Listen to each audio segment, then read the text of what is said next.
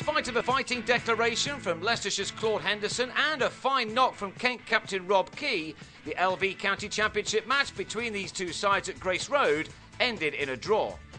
After a rain-affected third day, which alone had put the draw in the equation, Leicestershire resumed on the final morning on 227 for 5, leading by 265. So they needed more runs in the morning, and their overnight batsmen Shiv Thakur and Tom New went out to add to their partnership of 79. They turned that into 104 when the 17-year-old championship debutant Thakur drove Azhar Mahmood to James Treadwell in the gully to go for a pleasant enough 34. The lead now stood at 290, but only half an hour of the last day had been used up, and so Leicestershire batted on, and that allowed Jigger Nate to come in and play a few shots with New, who was again playing well after resuming his innings on 51. He'd taken his personal tally to 76 when he was knocked over by Mahmood, quite literally. Leg before was the decision. Both Henderson and Nate perished quickly in the search for quick runs. Henderson was caught just off screen by Mahmood off his own bowling for 5. And Nate edged the same bowler behind for 22 before Henderson called the players in 45 minutes before lunch with Leicestershire on 289 for 9.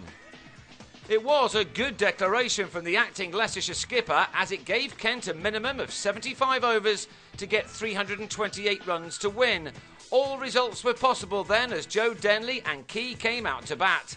Their first job was to survive until lunch, playing each ball as it came, something they did as 30 of those runs were knocked off by the break. Importantly for Leicestershire, Alex Wyatt struck straight after the resumption, knocking Denley's middle stump out with a ball that dragged back. Denley had been the main scorer in the opening partnership of 32, but now Key came into his own as he set about the Leicestershire bowlers with relish. These days, Key doesn't score as many big totals as he once did, but there is no doubt that on his day, he still looks as good as any batsman in the country. And for a while, this looked as if it may be one of those days. His timing and placement were absolutely spot on, and Leicestershire would as soon have realised that his wicket was Key. Especially when he planted Henderson over his head for a 6 on a pitch which was not turning as much as many may have expected. Key cantered to his half-century off 74 balls with a firm shot off the short-leg fielder. It was becoming the ideal start for the visitors, who'd avoided the problem of losing early wickets. Sam Northeast played his part too, supporting his skipper well, as they posted a partnership of 81 for the second wicket in 20 overs. The total was on 113 when Northeast was defeated by a grubber from Nake. It's not the first time that that's happened at Grace Road this summer on pitches that, for the most part, have been excellent. Northeast was gone for 32, but Key pressed on. In a recent match against Surrey, Key had almost single-handedly taken his side over the winning line with a big 100, and he once more looked in the mood. Henderson tried swapping ends, but that made little difference as the former England man brought out one glorious shot after another, as he and Martin van Jaarsveld added 71 in 19 overs. All was going well for Kent until 20 minutes after tea, when their push for victory suddenly hit the buffers. With 144 needed, van Jaarsveld was bowled by Henderson for 24. And then in the next over, Key, just 2 runs short of what would have been an outstanding century, was bowled by Wayne White.